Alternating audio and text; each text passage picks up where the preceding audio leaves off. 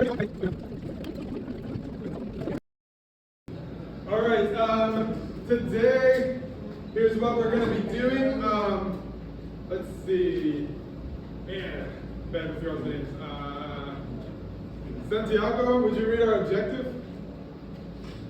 We have a Santiago, right? Santiago, there we go. We will be able to recognize benefits and risk factors associated with sleep and sleep.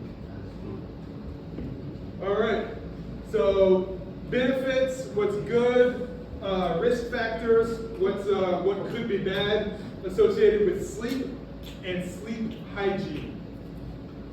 So everybody knows what hygiene is? Can you take a guess what sleep hygiene is? Okay, how well you sleep. Yeah, we'll discuss how well you sleep is a good way to put it. The habits around sleeping.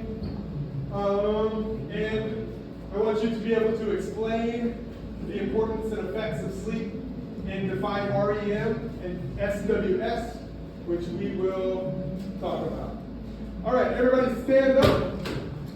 I like making you all stand up. You all know that.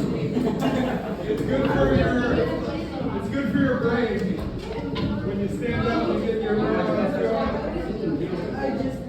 All right, the next instruction. When Mr. McDermott says go, find someone with the same case study as you and sit with them. So it's the do now. Everybody got a case study, it's a different person. Find someone with the same case study as you. Alright, what sound does a flat tire make? See, everybody say it. Alright. Alfredo, who did you have up here? And what was the consensus that you all reached? Sorry? Ethan? Okay. What was the consensus you reached on Ethan? I'm sorry, he was stressed? Didn't sleep enough. Okay. What made you think that he didn't sleep enough?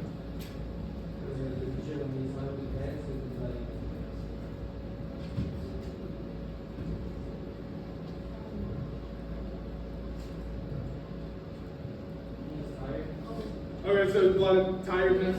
Okay. Good. Anybody else wants to add about Ethan?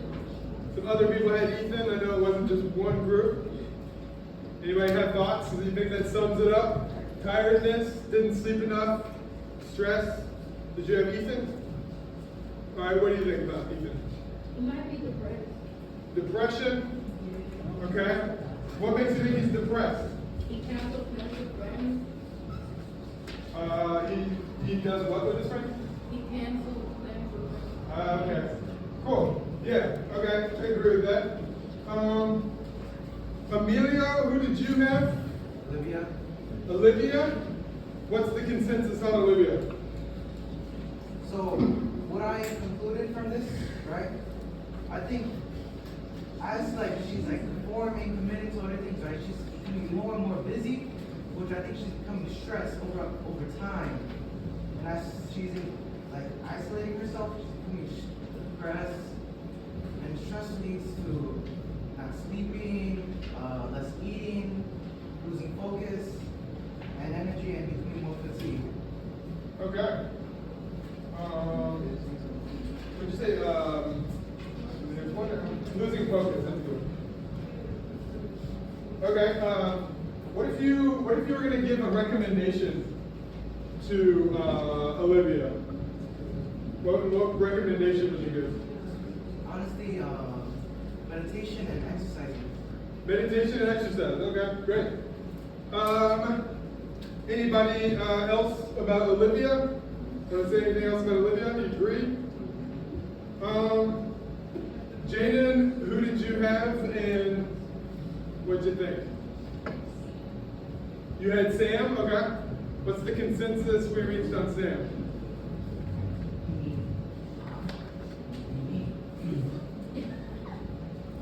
You need someone to talk Okay, you need someone to talk to. So he's lonely? to. And, yeah, no, depression. Lonely, depressed.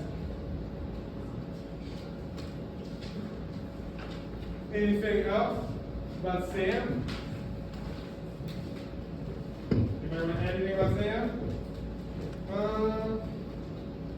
Gerardo? Who did you have? Olivia? Okay. Let's see. We need to hear about Jessica. So, Xavier, what was the consensus we reached on Jessica?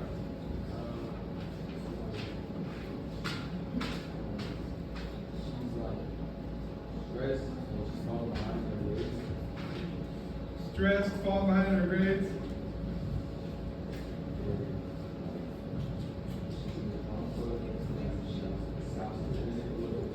Okay. Stopped attending events.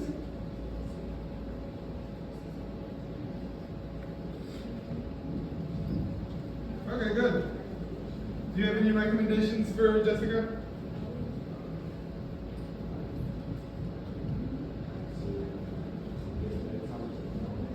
A bedtime, like a scheduled bedtime? I like that. Okay. We got Michael here. Mauricio, would you, what was the consensus on Michael? Yeah, depression. Depression? Anything else? Just classic depression? Or something is going on at home. Okay, something could be going on at home.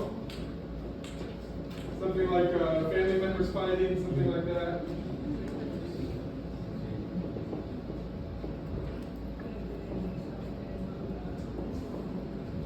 All right.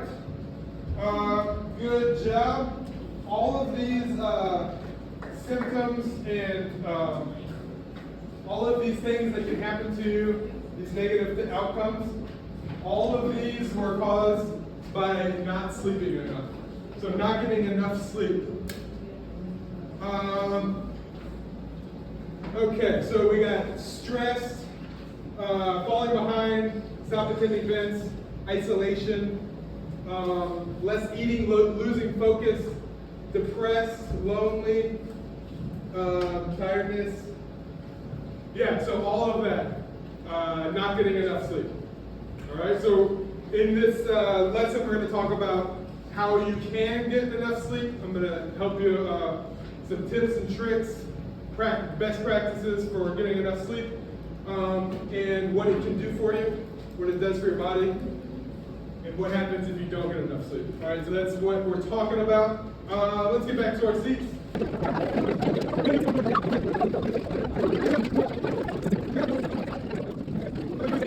Good work. That wasn't too bad. That wasn't too far over a minute. All right. All right, let me get everybody's attention.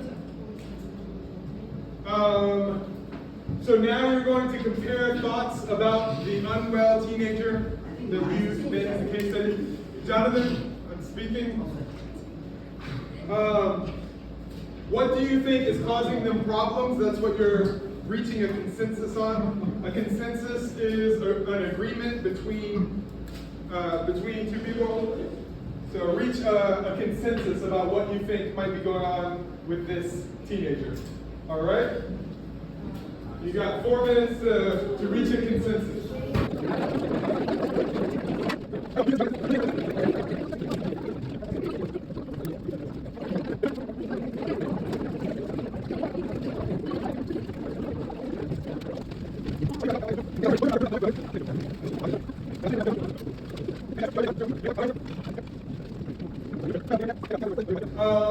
All right. So at your table, you're going to discuss or write. You're going to discuss or write about these 2 questions. The expectation is that you are talking with a partner or writing for the full 2 minutes. The 2 questions, yes, Jonathan. Yeah, correct. Okay. Yeah, you can go check. 2 questions. Do you have a nighttime routine or things you prepare yourself for sleep? If so, what are they? And on average, how many hours of sleep do you get per night? How does this affect your mood each day? So you are talking with a partner or writing for the full 2 minutes. Let's go ahead and begin.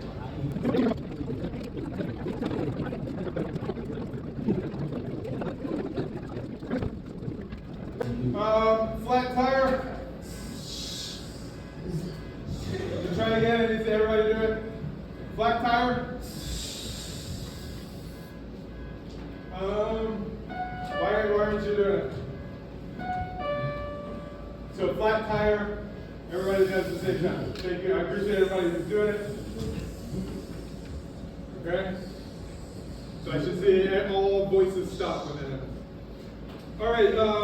Do you have a nighttime routine? Or anything that helps you get ready for sleep?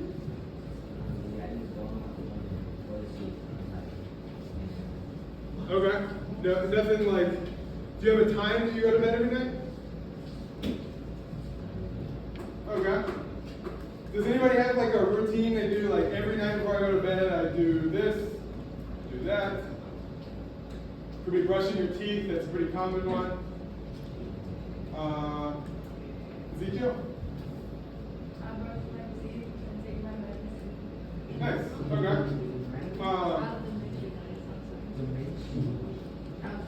Good, so you do that every night before you go to bed. It's like telling your body that it's time to go to bed. Cool, on average, how many hours of sleep do you get a night? Yeah, Jonathan? Usually 5 or 4. 5 or 4? Okay. Do you feel like that's a good amount? Hey guys, nobody should be talking except for Jonathan right now. So if you're talking, well, it's being really rude when somebody else is talking. Go ahead, Jonathan. Do you feel like 5 or 4 is like enough for you? Do you feel rested? So do you feel like there's something in particular that keeps you from getting more sleep? Your phone? Okay. I believe it.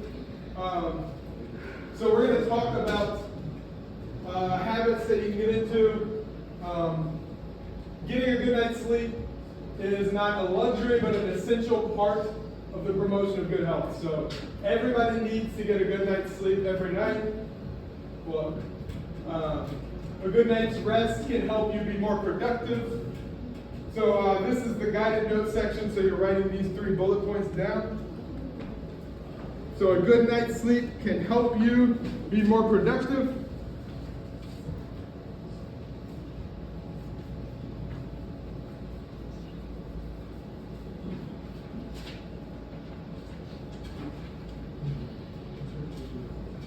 And Jessica, paper slide has these in Spanish. So if you're looking here, got it. All right, so be more productive, help you think more clearly.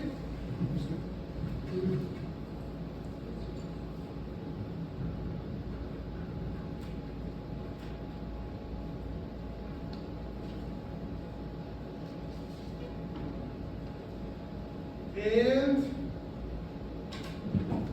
feel happier.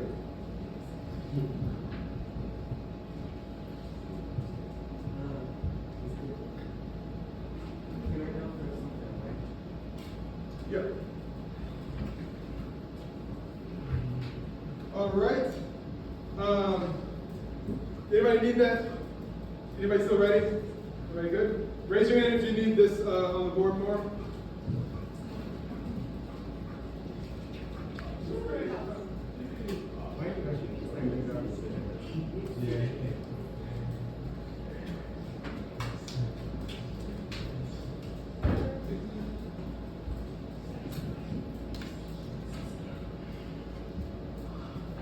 All right. I feel like this graphic is like different ways that you can improve your sleep hygiene. Sleep hygiene is a variety of different practices and habits that are necessary to have a good nighttime sleep quality and full daytime alertness. I'm going to play a video that goes into detail about all of these things. It will help you answer this question. So sleep hygiene is a variety of different practices and habits that are necessary to have good nighttime sleep quality and full daytime alertness. What are some benefits to positive sleep hygiene? So that's on your paper. That's what you're going to answer after you watch this video. Okay? Hopefully this sound works. Of course not.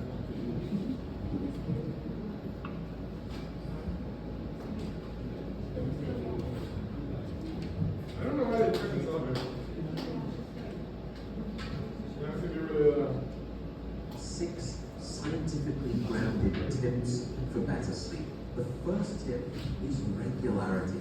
Go to bed at the same time and wake up at the same time. Regularity is king, and it will actually anchor your sleep and improve both the quantity and the quality, no matter whether it's the weekday or the weekend, or even if you've had a bad night of sleep. And the reason is because deep within your brain, you actually have a master 24-hour clock.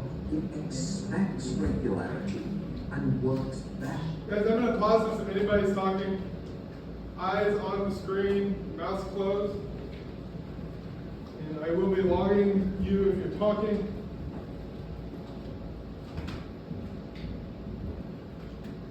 Best under conditions of regularity, including the control of your sleep-wake schedule. Many of us use an alarm to wake up, but very few of us use a to-bed alarm, and that's something that can be helpful. The next tip is temperature. Keep it cool.